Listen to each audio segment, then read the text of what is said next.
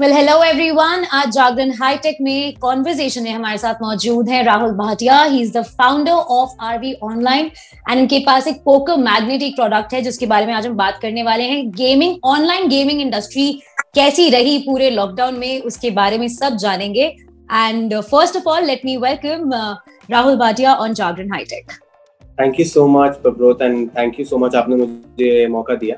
Online gaming है सच बहुत ही बड़ी इंडस्ट्री है इंडिया में। इनफैक्ट अगर आप देखेंगे हमारी पॉपुलेशन के हिसाब से हमारी वर्ल्ड में आई थिंक हम नंबर 2 पे हैं इस टाइम। अगर आप जाएं, KPMG की एक थ्योरी है जिसमें उन्होंने कहा है कि हमारा जो ऑनलाइन गेमिंग का प्लेयर पूल है, यूजर्स हैं, वो ऑनलाइन गेमिंग के 36 करोड़ है और आई थिंक अगले साल तक हम 50 करोड़ को क्रॉस कर लेंगे।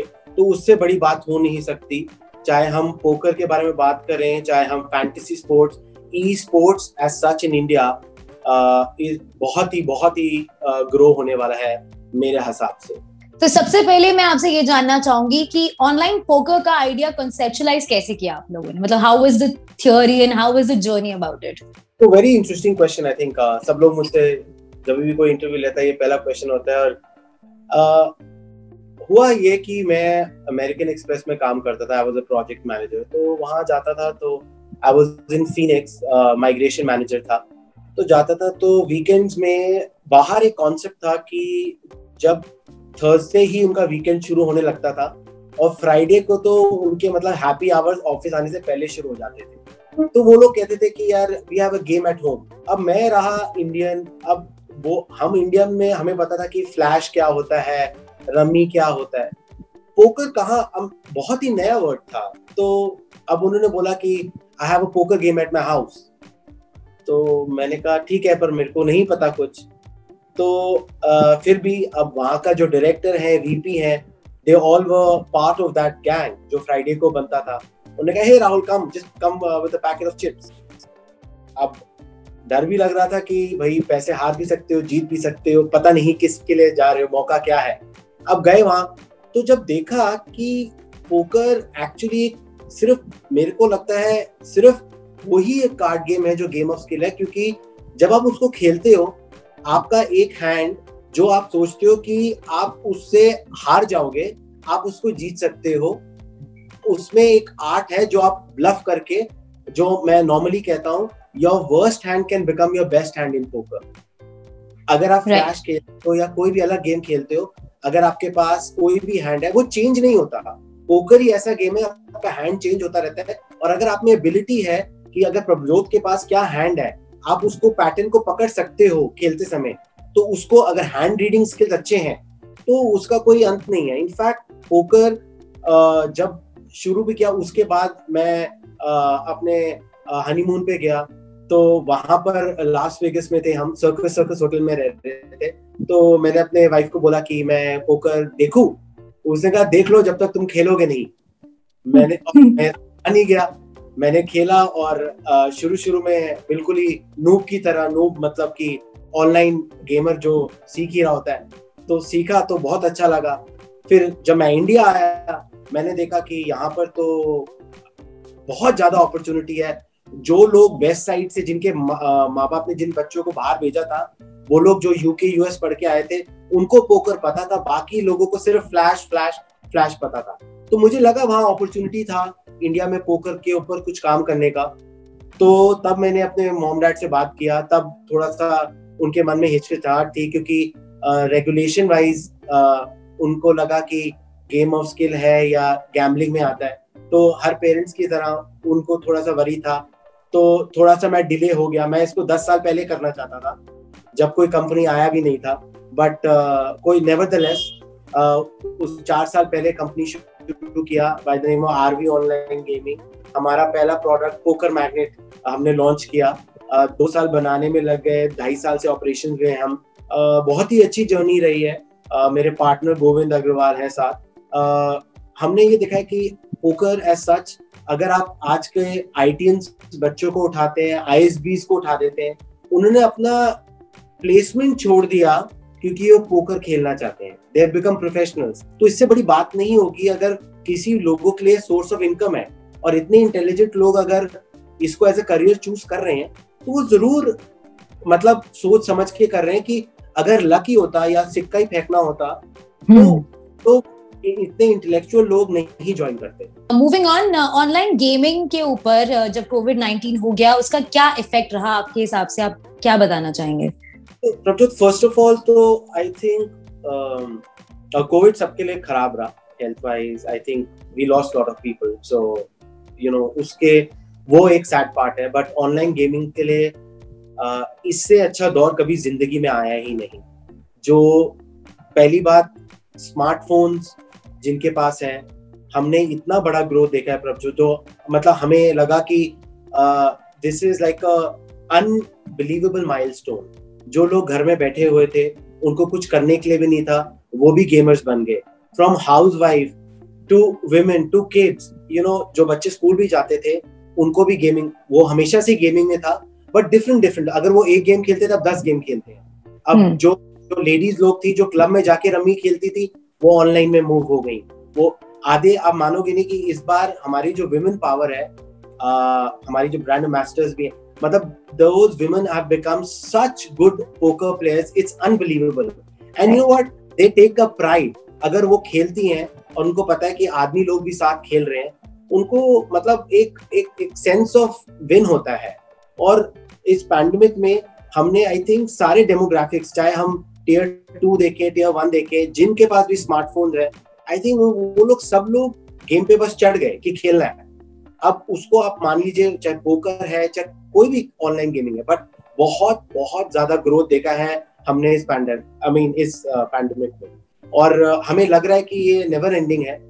दैट्स द रीजन आप देखेंगे कि आई थिंक आज ही लूडो का भी आया है, उनको ग्रेट फंडिंग मिल गया है। तो ऑनलाइन गेमिंग बहुत ज्यादा future wise is only going to grow. Absolutely, हम लोग सब गेमर्स बन गए थे घर पे बैठ के ऑब्वियसली। तो हम जानते हैं कि हमारी ऑनलाइन गेमिंग इंडस्ट्री काफी बिगेस्ट इंडस्ट्री है, तो what are your plans for growth in the coming year? So well, I'm focusing, so Poker Magnet में basically अभी हमारे पास कैश गेम्स है, हमारे पास जो हमारे स्पेशल फीचर्स हैं, जैसे एनिमेटेड इमोजीज हैं।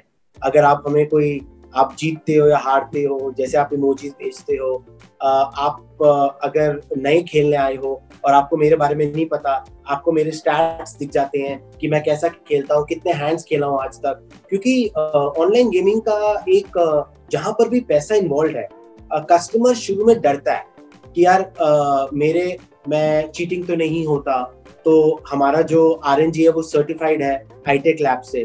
तो पहली बात तो जो करंट प्रोडक्ट है उसमें एक आध चीज हमें करना है। हम 1 या 2 मैक्सिमम अबाउट 45 डेज में पहली बात हम टूर्नामेंट कर रहे हैं। तो टूर्नामेंट एक ऐसी चीज है जिसमें हमारे को वर्ल्ड वाइड, एटलीस्ट इंडिया के एवरी एस्पेक्ट, चाहे वो 5 रुपए का है, 10 रुपए का है, 500 रुपए का है, हमारे को बहुत ज्यादा कस्टमर एक्विजिशन और ट्रैक्शन मिलेगा।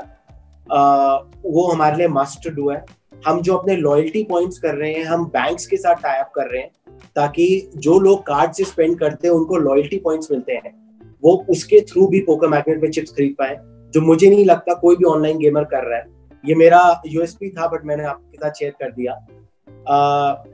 अदर कार्ड गेम्स में फोकस करने का है हमें रमी और ब्रिज में मैं father plays bridge for India competitive खेलते हैं, तो कुछ कार्ड गेम में फोकस करना है रमी और ब्रिज पे। तो ये प्लान्स है अभी के लिए।